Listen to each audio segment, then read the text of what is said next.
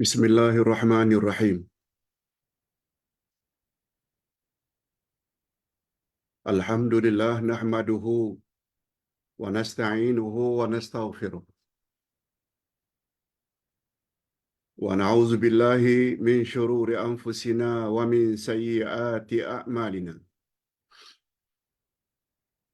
Man yahdihillahu fala mudilla lahu wa man yudlil fala hadiya lahu. Asyhadu an la ilaha illallah wahdahu la syarika lahu wa asyhadu anna Muhammadan abduhu wa rasuluh la nabiyya ba'dah.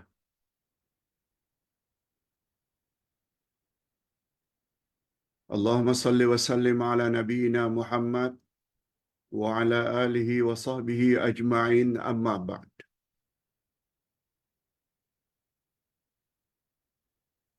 Hadirin dan hadirat serta para pemirsa yang saya hormati, Assalamualaikum warahmatullahi wabarakatuh.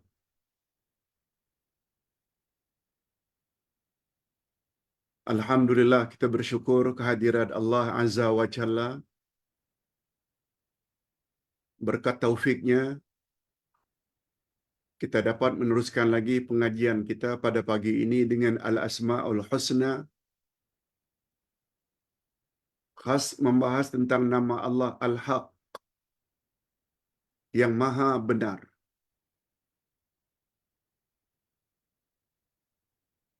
Walaupun semua nama-nama Allah adalah penting belaka, tetapi nama Allah yang akan kita jelaskan pada pagi ini yaitu Al-Haq, termasuk yang sangat mustahab.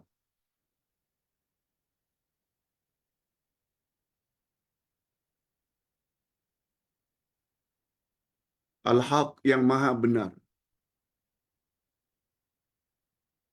Dari perkataan ini muncullah hakikat sebenarnya. Segala yang datang daripada Allah adalah Al-Haq. Semuanya benar.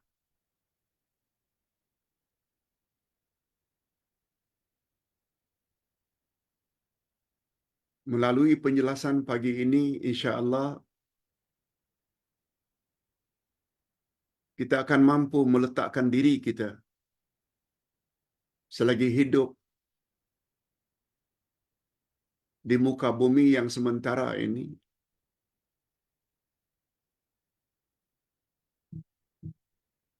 kita akan berada di atas kebenaran senantiasa. Itu sebabnya sebagai pendakwah, mereka mesti menyampaikan Al-Haq. Sebagaimana firman Allah di dalam surat Wal Asr, salah satu syarat supaya tidak jadi insan yang merugi, mereka mesti watawasau bil haq, berpesan-pesan dengan kebenaran. Kebenaran adalah segala yang datang daripada Allah. Firman Allah, A'udzubillahi minasyaitonir rajim. Al-haqqu min rabbik, fala takunanna minal mumtarin. Al-haq atau kebenaran itu segala yang datang dari Tuhanmu. Oleh sebab itu jangan ragu-ragu lagi. Itu sebabnya nama Allah Al-Haq ini yang kita akan bahas dari segala angle. Zat Allah haq, sifat Allah haq, nama-nama Allah Al-Haq, syariat Allah haq, pengutusan Nabi Muhammad haq, semuanya haq.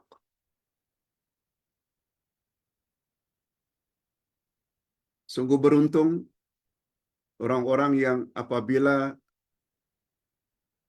semasa hidupnya sebelum meninggal dunia, senantiasa di atas al-haq. Untuk itu, tak kira apapun kerja kita saat ini, mungkin sedang memasak, mungkin sedang membersihkan rumah, mungkin sedang menggosok, mungkin,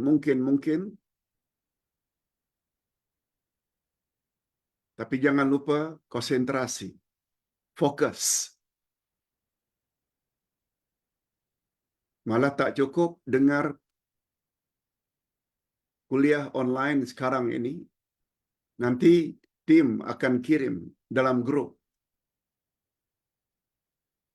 YouTube link, dengar sekali lagi, 2 kali, 3 kali. Topik ini sangat mustahab. Okey, demikian sekedar mukaddimah. Pak Ustaz, nama Allah Al-Haq, adakah hujahnya, dalilnya? Jawabnya ada, dan sangat banyak. Sama ada dari Al-Quran atau sunnah Nabi sallallahu alaihi wasallam. Coba dengar, apa kata Allah tentang dirinya? Surat Al-Hajj ayat yang ke-62. A'udzubillahi minasyaitonir rajim. Dzalika bi anna Allaha huwal haqq wa anna ma yad'una min dunihi huwal batil wa anna Allaha huwal aliyyul kabir.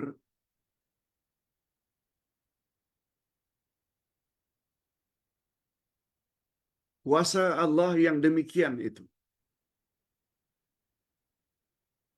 Karena sesungguhnya Allah,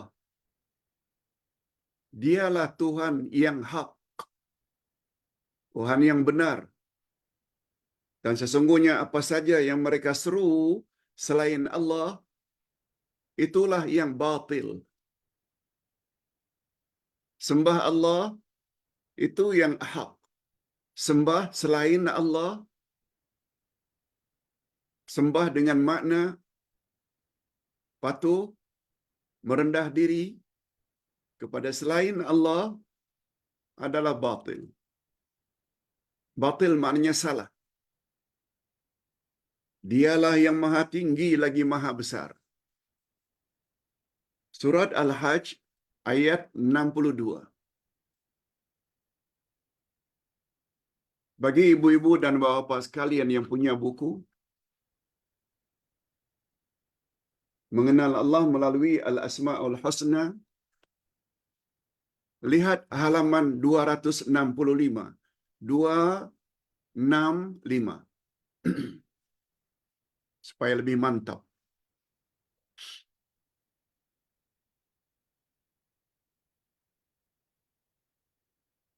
Kemantapan ilmu bila terkumpul padanya beberapa unsur. Melekatnya suatu pelajaran ke dalam minda, semakin banyak indera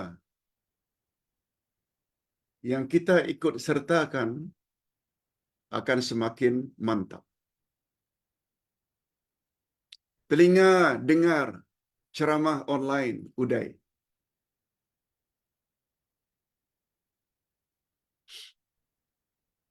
Mata melihat kitab.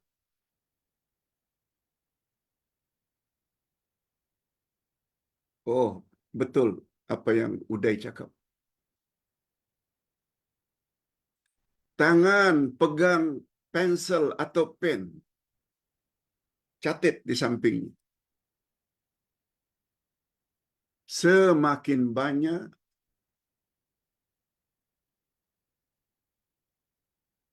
anggota manusia berperanan, telinga mendengar, mata melihat, tangan mencatat atau menulis, apalagi diikuti dengan mulut, komen, sungguh benar.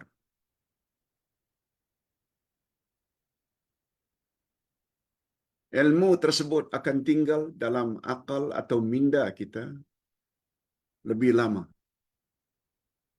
Berbanding hanya dengar saja, buku tak lihat, tangan tidak catat, lekas lupa. Okey, kita tambah satu lagi ayat Al-Quran.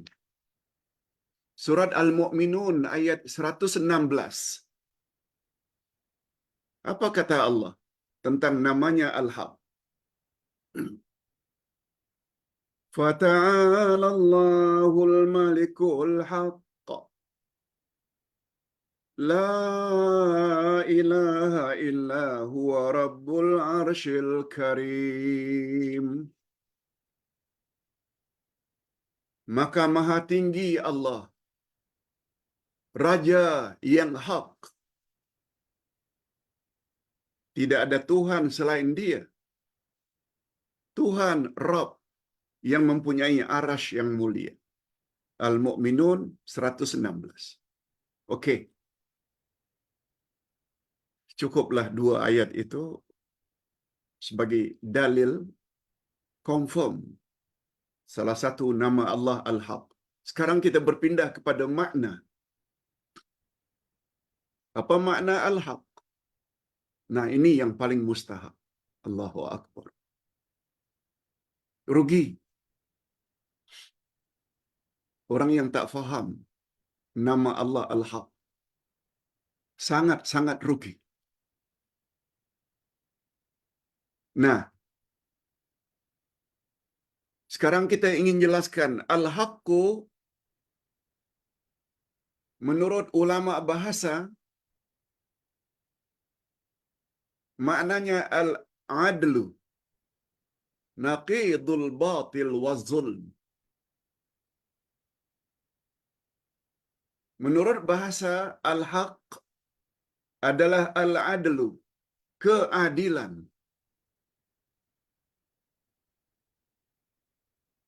Naqidul batil wa zulm. Bila al-haq itu, kebenaran itu adalah adil, lawan dari kebenaran, al-haq dan keadilan adalah batil, wa zulm dan zalim.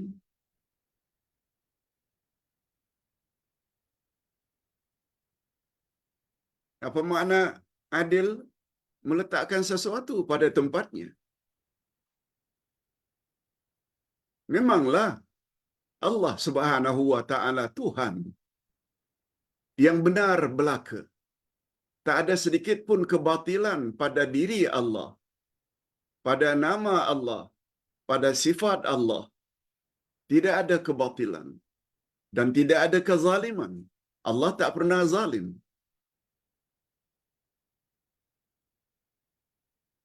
Oleh sebab itu menamakan dirinya adil. Tapi cara berfikir liberal. Salah. Cara berfikir liberal itu batil.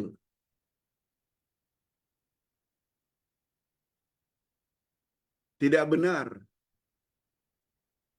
Apalagi sampai mempertikaikan hukum hakam Allah. Itu dari sudut bahasa. Dari sudut lain pula, makna al-haq ialah tetap, tidak berubah-ubah. Al-haq juga membawa makna yakin, bukan ragu-ragu.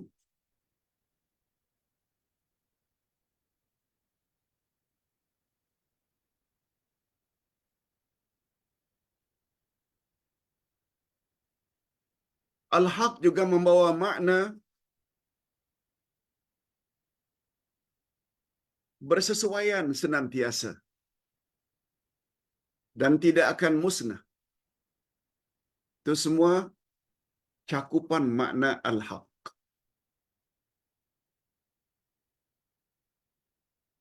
Itu sebabnya jika ingin punya agama yang mantap, yang benar, referensi utama agama Islam, Quran dan Sunnah.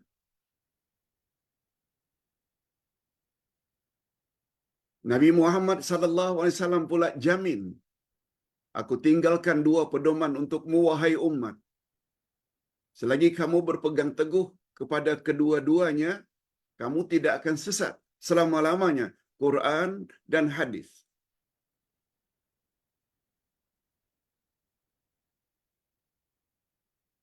Itu sebabnya jangan buang masa dalam mendengar ceramah.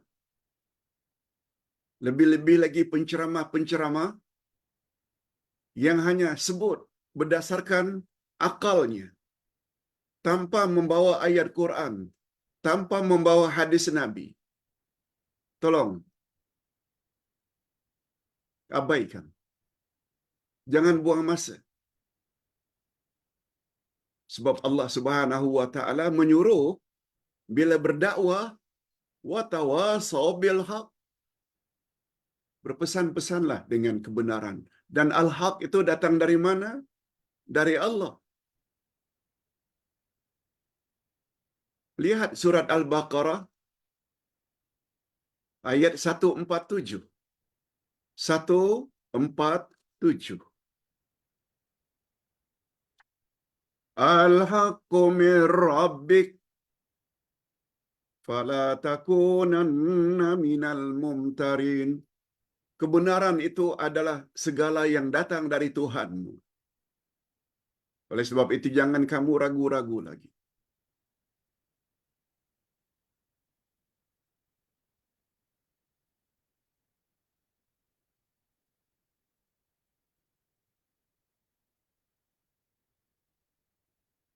Hadirin dan hadirat serta para pemirsa yang saya hormati. Allah adalah Al-Haq secara mutlak. Lihat muka surat 267. 267. Di atas sekali. Allah adalah Al-Haq secara mutlak. Absolutely. Maksudnya dari segala angle, Allah itu adalah Al-Haq. Allah itu benar. Atas dasar itu jika Al-Haq dilihat sebagai kebenaran secara mutlak, maka ia akan mencakupi beberapa makna. Kalau kita lihat Al-Haq itu, Allah itu Al-Haq secara mutlak dari segala angle, maka ia membawa beberapa makna. Jangan terkejut kalau Ustaz sebut. Ustaz tulis di sini. Ada 9 makna. Bukan 1, 2, 3. 9. Ustaz sebut secara ringkas.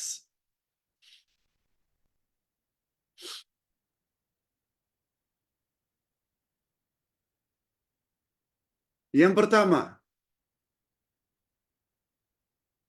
Allah Al-Haq.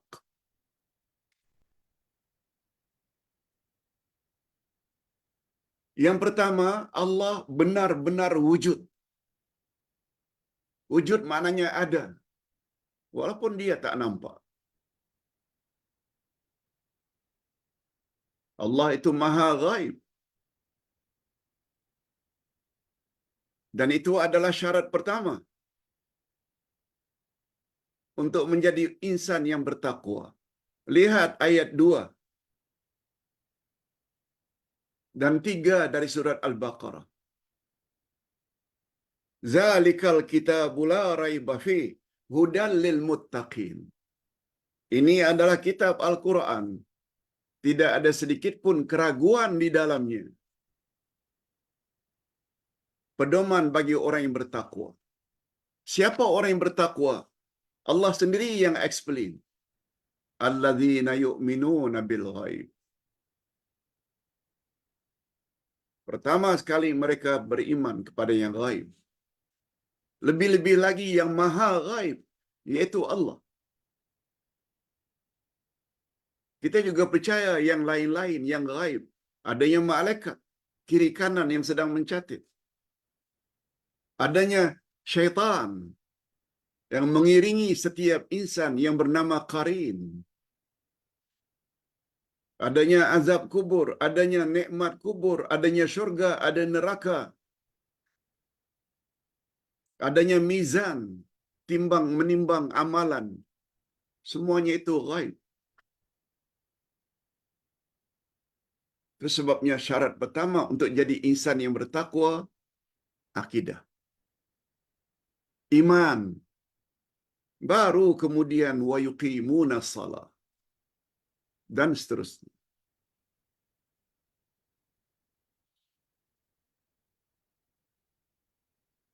Allah adalah al-haq secara mutlak yang membawa beberapa makna. Pertama sekali, sungguh benar Allah itu wujud walaupun dia tak nampak. Yang kedua,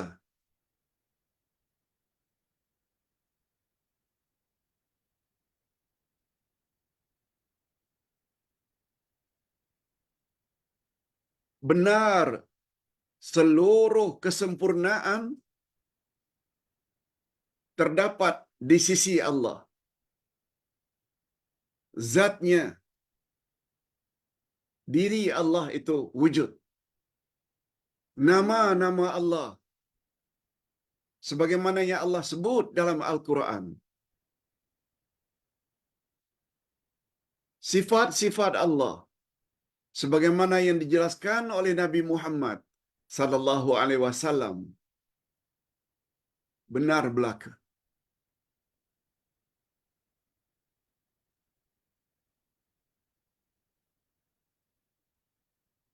Itu makna Allah al-haq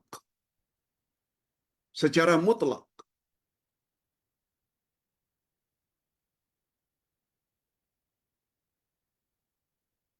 Allah Subhanahu wa taala berfirman, Ar-Rahmanu 'alal arsy istawa.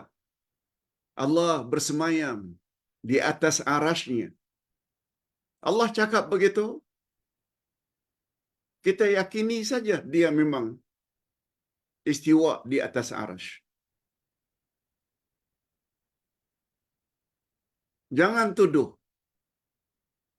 orang yang berpendapat demikian telah menyamakan Allah dengan makhluk. Na'udzubillah. Kita kata tentang Allah sebagaimana yang Allah kata tentang dirinya. Bukan satu ayat, 7 ayat. Allah bersemayam di atas arasy. Nabi Muhammad sallallahu alaihi wasallam bertanya kepada hamba abdi perempuan, "Aina Allah?" Di mana Allah? Allah fis sama. Allah di langit. Nabi Muhammad sallallahu alaihi wasallam katakan, itu perempuan hamba itu seorang mukminah, orang yang beriman. Nabi tidak larang. Nah, sekarang hari ini bila kita kata Allah di langit, semua orang marah. Semua orang kata sesat. Hadis itu hadis sahih. Yang ditanya oleh Nabi itu hamba abdi. Sekarang orang berkata Allah di mana-mana.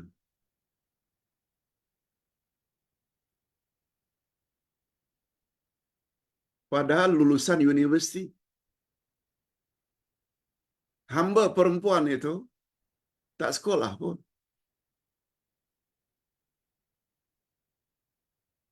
Dan Nabi tidak larang. Dia katakan Allah di langit, fis sama. Nabi Muhammad sallallahu alaihi wasallam menemui Allah. Isra, Mi'raj. Pergi ke langit. Di atas langit lagi. Sidratul Muntaha, di atas lagi. Nabi bukan menyelam di dasar laut. Nabi bukan pergi ke perut bumi.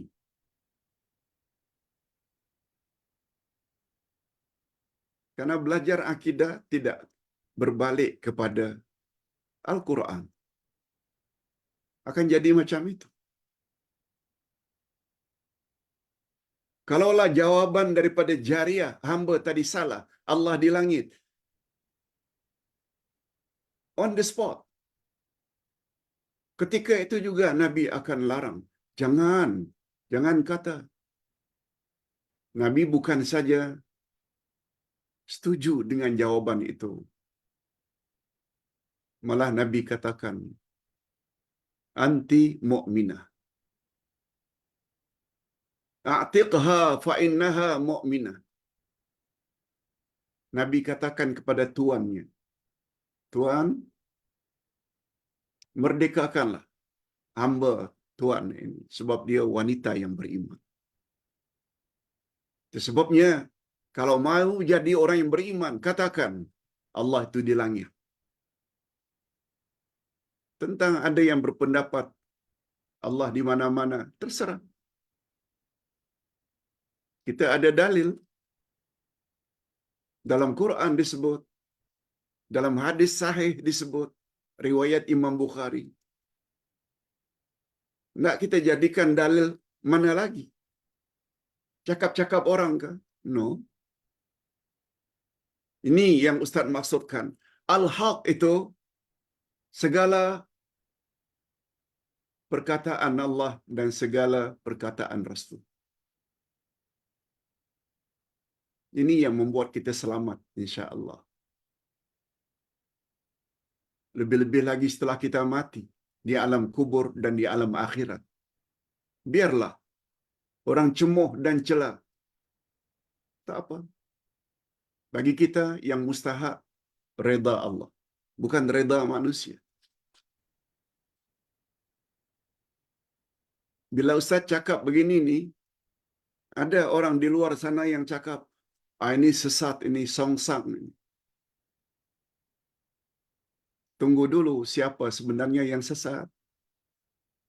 Siapa yang songsang? Fikir sebelum mati. Dah mati tak ada guna lagi menyesal. Yang ketiga, dari 9 makna al-haq tadi, benar ciptaannya. Semua makhluk ini Allah yang cipta. Malaikat, jin, manusia, binatang, tumbuh-tumbuhan, bulan, bintang, matahari, semuanya makhluk dicipta. Sebab yang wujud ni dua saja. Khaliq, itu salah satu nama Allah. Creator, Maha Pencipta. Dan selain Maha Pencipta, makhluk. Makhluk maknanya yang dicipta. Termasuk kita. Cuma sebagai pengetahuan, Quran bukan makhluk.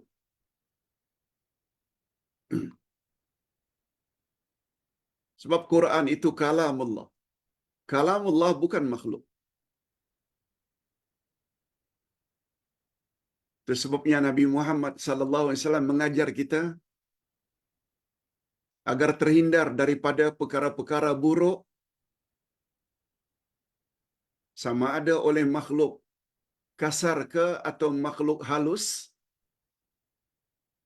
Baca. A'udzu bikalimatillahi tammati min syarri ma khalaq. Aku berlindung dengan kalimat-kalimat Allah yang maha sempurna daripada kejahatan seluruh makhluk yang jahat. Biasanya kan kita sebut a'udzubillah. Tapi di sini kata Nabi sebut a'udzu bikalimatillah Ini maknanya kalimatillah, Al-Quran itu bukan makhluk.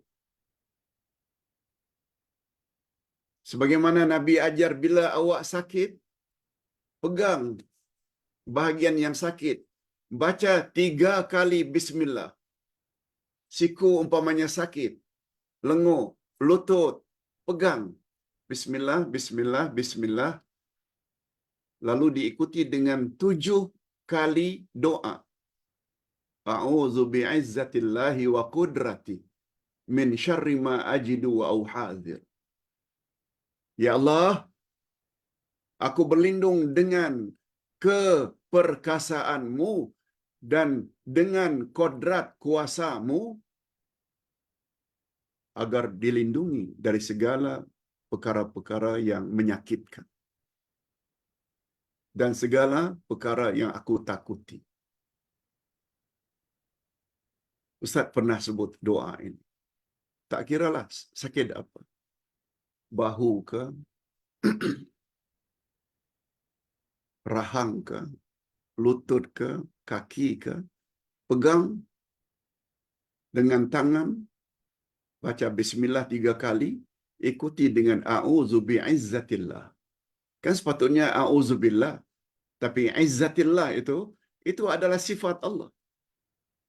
Quran adalah sifat Allah. Itu sebabnya Quran dipanggil kalamullah. Okey.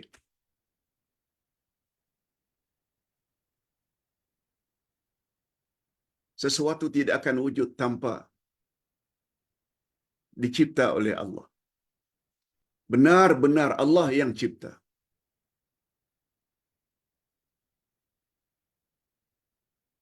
Malahan hadirin dan hadirat, adanya malam, adanya siang, itu pun sebenarnya adalah makhluk Allah. Doa atau ayat Quran yang kita baca 10 ayat terakhir bulan surat Ali Imran. Ayat 190. Apa kata Allah? Huwallahu alladzi la ilaha illa huwal. Allah Subhanahu wa taala berfirman pada ayat 190, yaitu inna fi khalqis samawati wal ard wa ikhtilafil laili wan nahari la ayatil liulil albab. Sesungguhnya penciptaan langit dan bumi, silih berganti siang dan malam, semuanya itu adalah makhluk Allah. Siapa yang mencipta? Siapa creator? Al-Khaliq? Allah. Selain Allah semuanya creation. Nah, sekarang yang keempat. Dia Allah Subhanahu wa taala benar-benar al-haq, menurunkan kebenaran. Ini yang Ustaz sebutkan tadi. Kitab Taurat, kitab Injil, kitab Zabur, kitab Al-Quran yang diturunkan oleh Allah kepada nabi-nabi tertentu, semuanya al-haq. Hanya saja 3 kitab terdahulu itu sudah tidak lagi ori, yang dapat jaminan daripada Allah, tidak boleh dipalsukan, hanya Al-Quran. Lihat ayat 9 dari surat Al-Hujr. Inna nahnu nazzalna dzikra wa innahu lahafizun. Sesungguhnya kamilah yang menurunkan Al-Quran, dan sesungguhnya kamilah yang memelihara Al-Quran daripada dipalsukan. Sungguh beruntung umat Islam, umat akhir zaman yang Allah SWT anugerahkan Al-Quran. Dijamin pula tak boleh dipalsukan. Cuma yang sangat disayangkan, Al-Quran yang begitu istimewa hanya dibaca saja, tidak difahami. Itu sebabnya azam memasuki tahun baru 2024. Ada 7 perkara yang perlu kita buat. Pertama sekali, tadabbur Al-Quran. Baru yang kedua, pertingkatkan ibadat. Baru yang ketiga, dalami ilmu-ilmu agama. Sebagaimana yang kita telah sebut. Pada 7 hari bulan yang lalu dan 14. InsyaAllah, hari Ahad yang akan datang,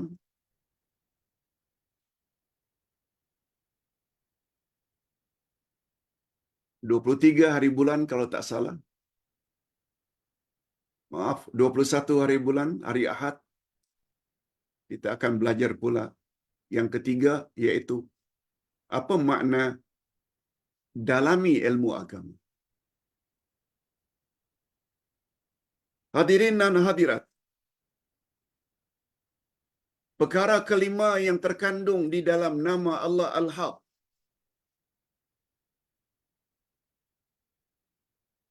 Allah Subhanahu wa taala mengadakan sesuatu dengan kalimatnya.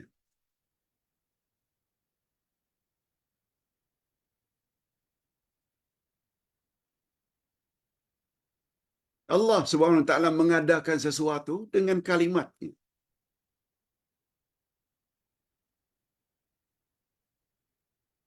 Allah berfirman pada ayat second last dari surat Yasin.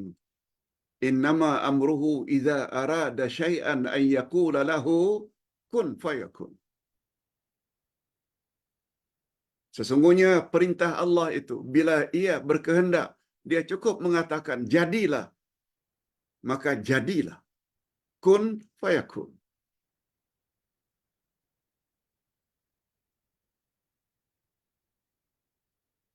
Allah Subhanahu wa taala telah menurunkan kebenaran Al-Quran, memilih hambanya untuk jadi utusan resminya bernama Muhammad pada akhir zaman. Semuanya itu benar belaka. Walau orang kafir tak suka.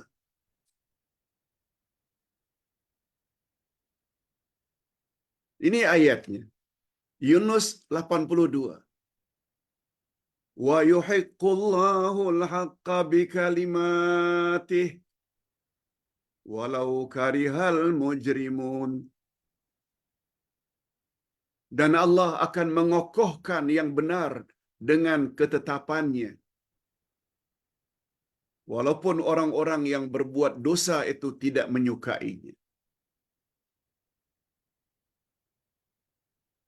Kita orang yang beriman, katakan saja, sami'na wa ata'na.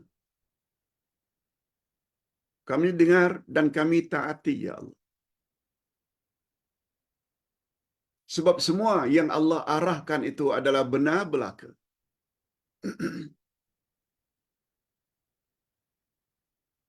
Itu sebabnya Allah Subhanahu wa taala tolong wali-wali Allah. Yang paling utama para rasul, para nabi,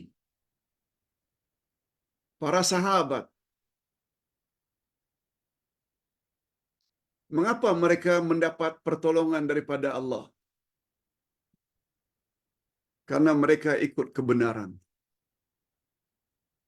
Oleh sebab itu, wahai para pendakwah,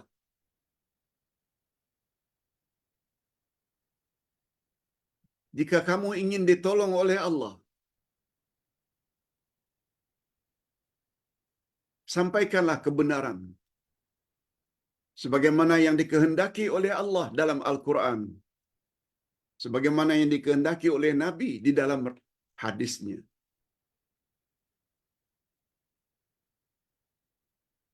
Sebabnya ada pepatah atau ada riwayat, qulil haqqa walau kana murran. Katakan yang benar. Qulil haqq. Katakan al-haq walau kana murran. Walaupun pahit padahnya. Bila itu syirik, katakan syirik. Bila itu bid'ah, katakan bid'ah. Kalau itu khurafat, katakan khurafat. Walaupun orang tuduh bukan-bukan. Wahabi lah, penyebar ajaran songsang lah, sesat lah, biar.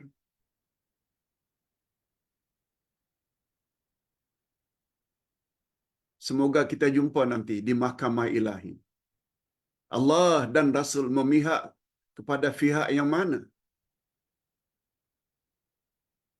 Pihak kebenaran ke atau yang menentang kebenaran?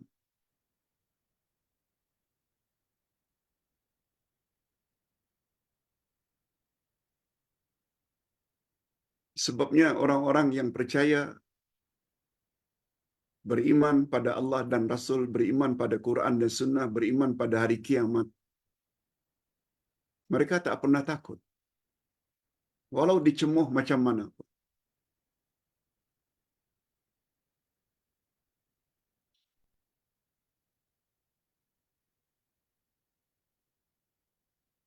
Hadirin dan hadirat, para pemirsa sekalian, sekarang dengar Al-Haq. Dah faham dah. Tapi berapa banyak yang takut share? Jangan share. Ceramah udai nanti orang kata kita Wahabi. Jangan share. Nanti mereka tak mau tegur kita, mereka pulaukan kita. Na'udzubillah. Mengapa jadi pengecut sangat? Hanya itu.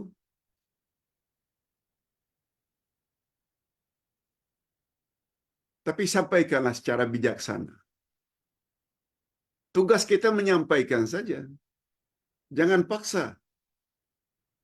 Orang setuju ke tak setuju, itu urusan dia dengan Allah. Hadirin dan hadirat rahimakumullah. Yang keenam,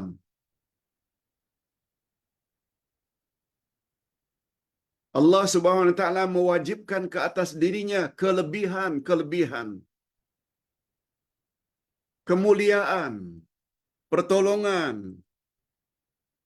kepada orang-orang yang beriman kepadanya setiap zaman. Walaupun ketika itu tidak ada rasul lagi. Semua kita tahu hari ini tidak ada rasul lagi. Maksudnya baginda telah wafat. Namun demikian pertolongan Allah tetap akan Allah berikan.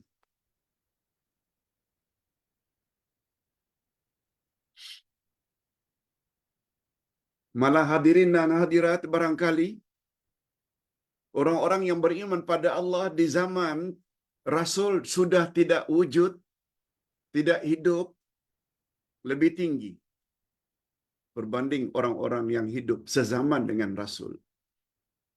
Mereka yang hidup sezaman dengan Rasul, mereka jumpa Rasul. Mereka lihat mukjizat Rasul. Kita tak lihat mukjizat Rasul, kecuali mukjizat Al-Quran. Nabi belah bulan, kita tak nampak. Sahabat nampak. Ketika Madinah dilanda kemarau, Nabi berdoa, turun hujan, mereka nampak. Ketika kekurangan air, Nabi masukkan tangannya ke bekas kosong, lalu keluar air dari ujung-ujung jari. Mereka nampak. Kita tak nampak. Yang nampak oleh kita hanya Al-Quran. Itu sebabnya tidak mustahil iman orang-orang akhir zaman lebih tinggi kualitinya berbanding orang-orang awal zaman. Tidak mustahil. Yang penting pegang teguh dengan Quran dan Sunnah Nabi sallallahu alaihi wasallam. Yang ketujuh,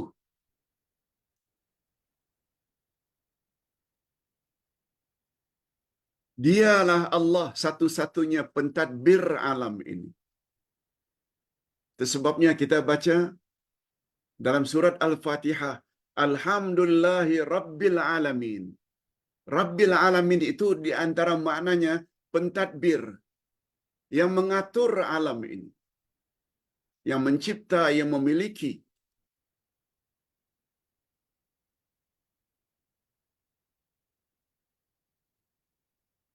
Nah, yang ke-8 tidak kurang pentingnya. Allah Al-Haq, karena dialah yang menetapkan syariatnya.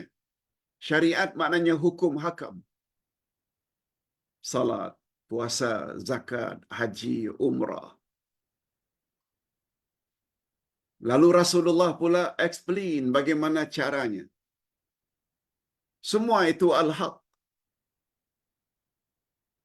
Itu sebabnya syarat amal diterima.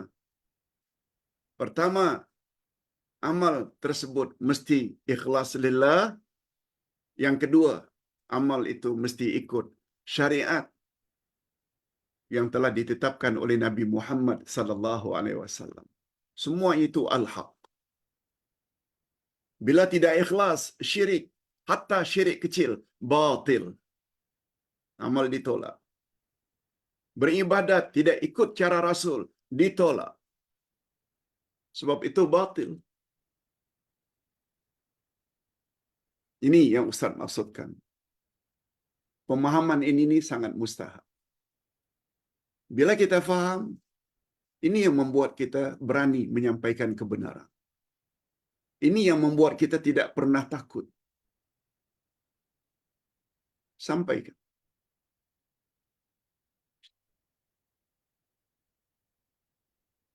Tidak boleh ceramah di masjid, di surau.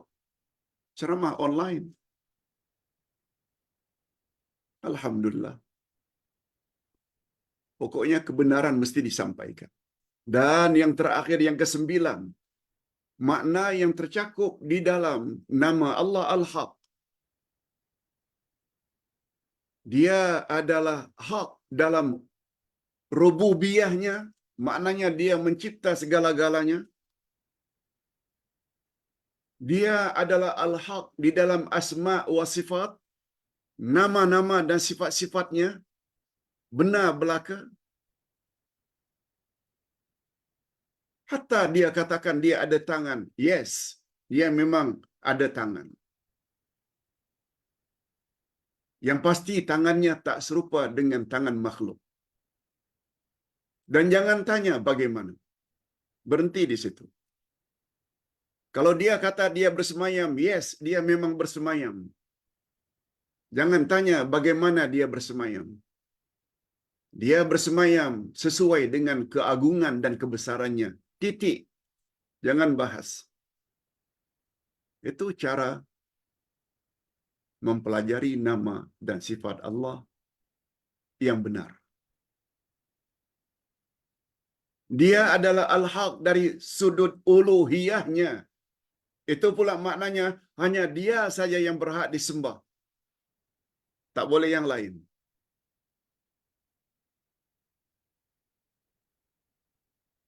Hadirin dan hadirat rahimakumullah.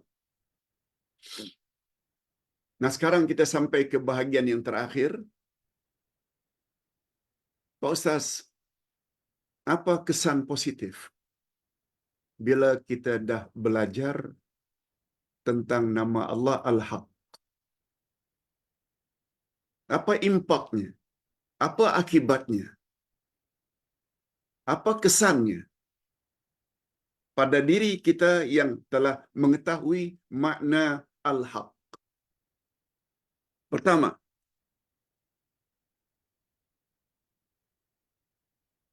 dia akan senantiasa menyandarkan dirinya atau tawakal, serah dirinya hanya kepada Allah.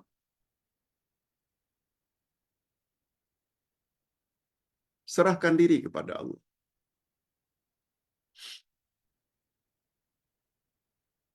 Bukankah Allah telah berjanji di dalam surat Muhammad ayat 7? In tansurullah yansurkum wa yusabbit aqdamakum.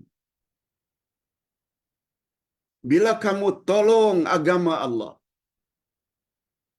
Allah pasti tolong kamu dan Allah teguhkan pendirian.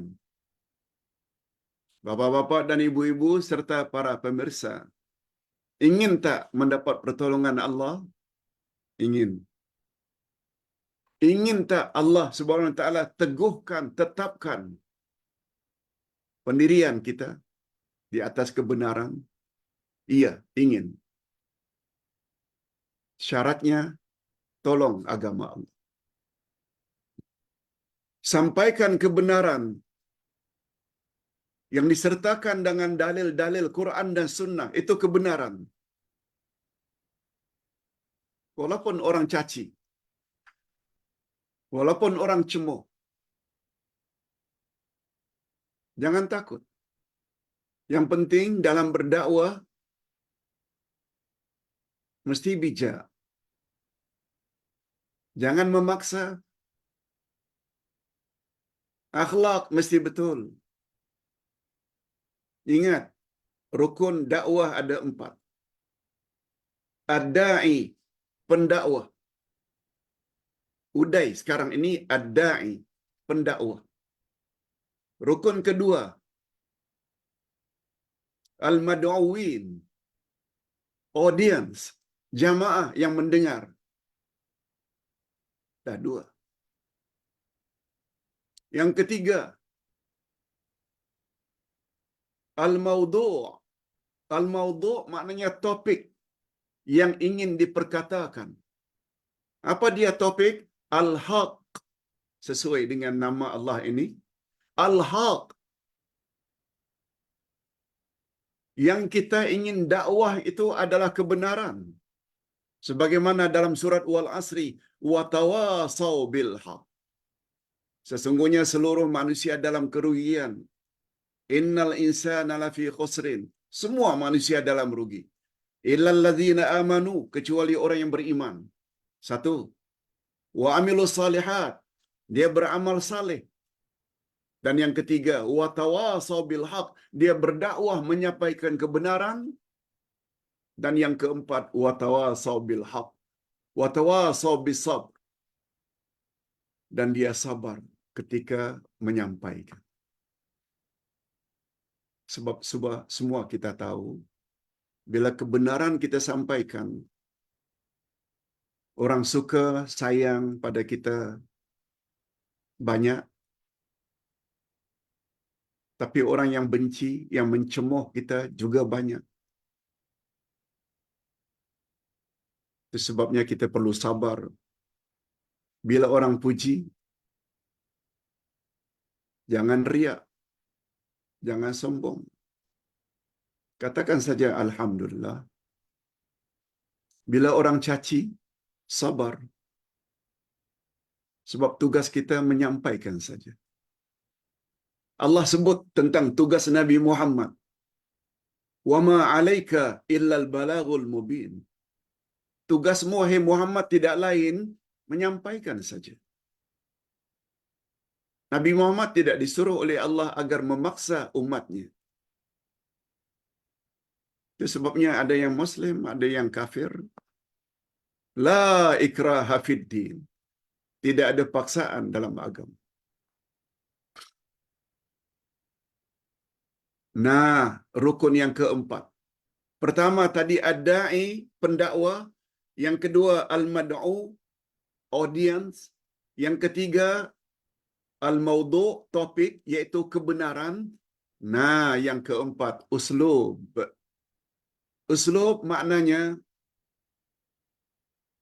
cara kita berdakwah. Bercakap dengan sopan.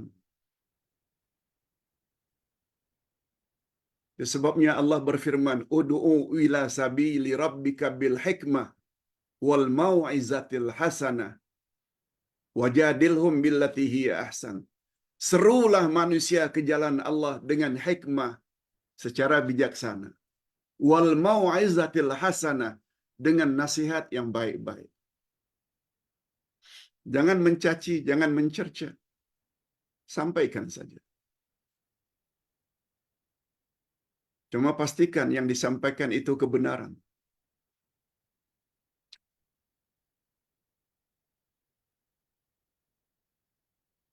Ringkasnya, kita kena yakin hanya Allah saja yang mampu melindungi penyebar kebenaran. Allah akan tolong. Allah tak pernah mungkir janji. Innallaha la yukhliful mi'ad. Allah tak pernah mungkir janji. Apa di antara janji Allah? Sekiranya kamu tolong agama Allah, Allah akan tolong kamu. Dan Allah akan kuatkan pendirianmu.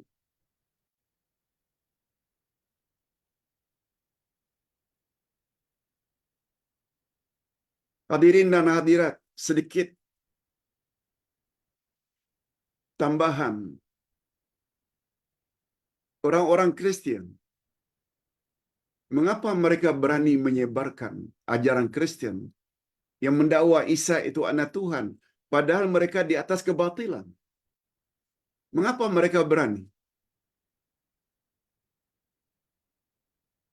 Ajaran-ajaran dalam Islam, Syiah, liberal, Mu'tazilah, mengapa mereka berani menyampaikan kepada orang ramai mereka punya pemahaman? Syiah,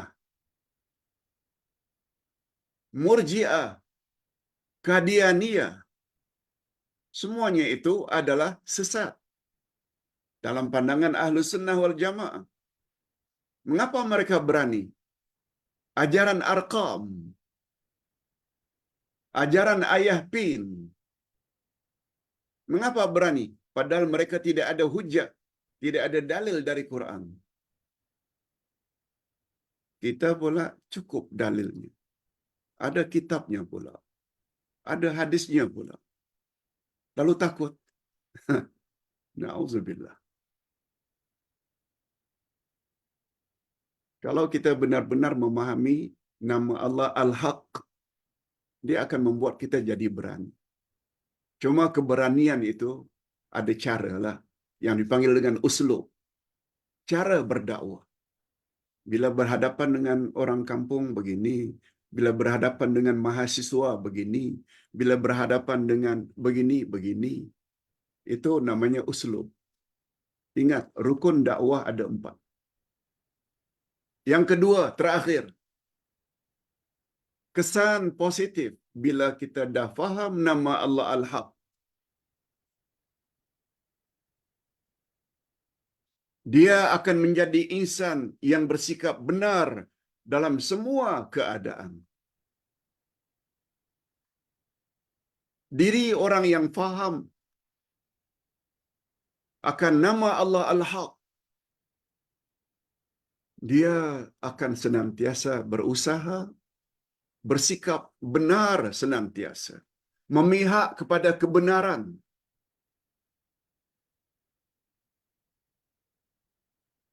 Oleh sebab itu, nasihat Ustaz, masing-masing kita ada idola. Ada orang yang kita hormati. Tapi jangan sampai mentang-mentang dia idola kita, segala tindak tanduknya kita benarkan salah. Ingat selalu kata-kata Imam Ibnul Qayyim, murid utama Imam Ibnu Taimiyah. Beliau sangat sayang pada Ibnu Taimiyah, Syekhul Islam. Muridnya yang sangat terkenal, Ibnul Qayyim. Coba dengar apa kata Imam Ibnul Qayyim. Ana uhibbu Syekhul Islam Ibn Taimiyah, walakinnal haqq ahabbu ilaihi minhu. Aku sayang, aku cinta, aku kasih kepada guruku Syekhul Islam Ibnu Taimiyah. Tetapi al-haqqu, kebenaran, aku lebih cintai daripada beliau. Itu sebabnya ibu-ibu dan bapa sekalian, andai kata sayang pada seseorang, guru, murabbi, mursyid, jangan sampai kesayangan kita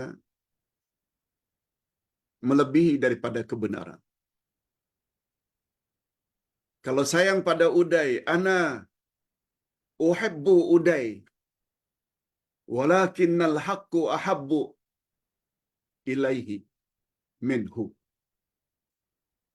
Aku sayang Uday, tapi kebenaran aku lebih sayangi daripada Uday.